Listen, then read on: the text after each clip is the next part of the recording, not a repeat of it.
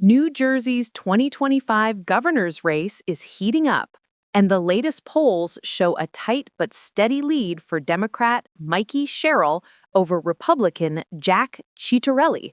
With Election Day fast approaching, both campaigns are ramping up efforts to win over undecided voters, as new data reveals where the state truly stands.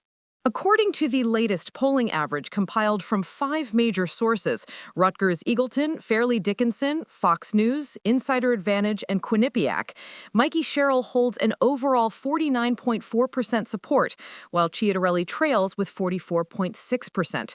That's a 4.8-point lead, not huge, but significant enough to keep Sherrill in a comfortable frontrunner position heading into late October. Now, let's dig into the data, one poll at a time, to see exactly where the numbers are coming from and what they reveal about this race. October 15th stands out for its sheer size, 1,327 likely voters, one of the largest samples of the cycle, with a 3.6% margin of error. Here again, Sherrill hit 50%, Ciattarelli 44%, and 6% for others. Because of its sample size and reputation for accuracy, many analysts treat the Quinnipiac result as the most reliable indicator of the race's true state. October 16th, with a sample of 800 likely voters and a margin of error of 3.4%. This one showed Sherrill at 45%, Ciattarelli close behind at 44%, and a surprisingly large 11% either undecided or choosing third parties. That wide, undecided group makes this poll an outlier, but also a reminder that late-breaking voters could swing the race in either direction. October 16th included 869 likely voters and a margin of error of 3%. The results were nearly identical to Rutgers: Sherrill 50, Ciattarelli 45, others 5. What makes the Fox poll interesting is its balanced sampling. The poll included a near-even split of Republicans, Democrats, and independents, yet Sherrill still came out on top. October 17th, surveying 814 likely voters with a margin of error of 3.4%. This poll gave Sherrill a slightly larger advantage, 52% to Ciattarelli's 45%, with 3% listing other preferences.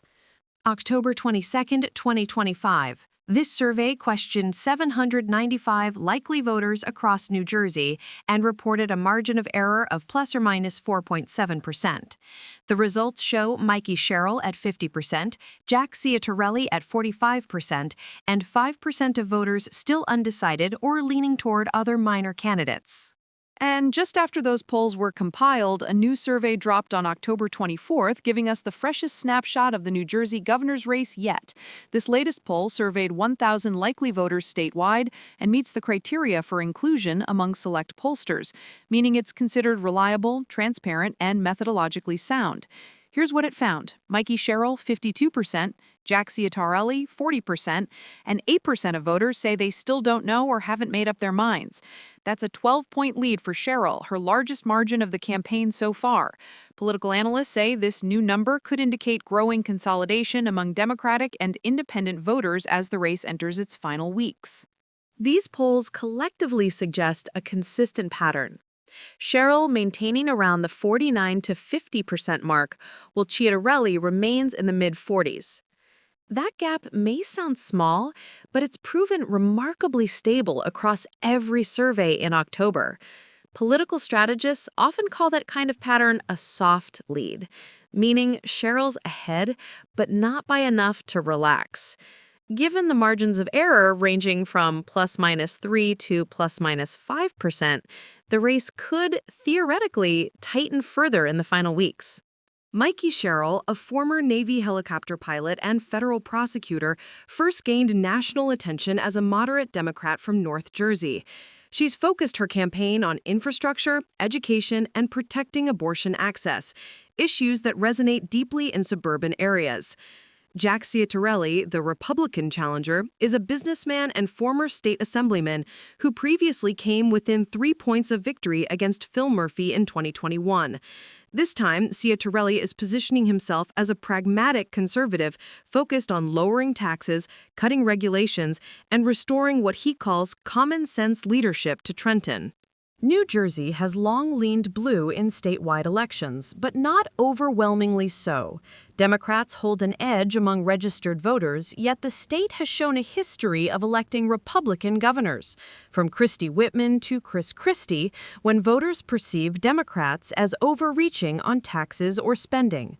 That's why Ciattarelli's campaign sees a path forward, banking on strong Republican turnout in South Jersey and among unaffiliated voters in the suburbs.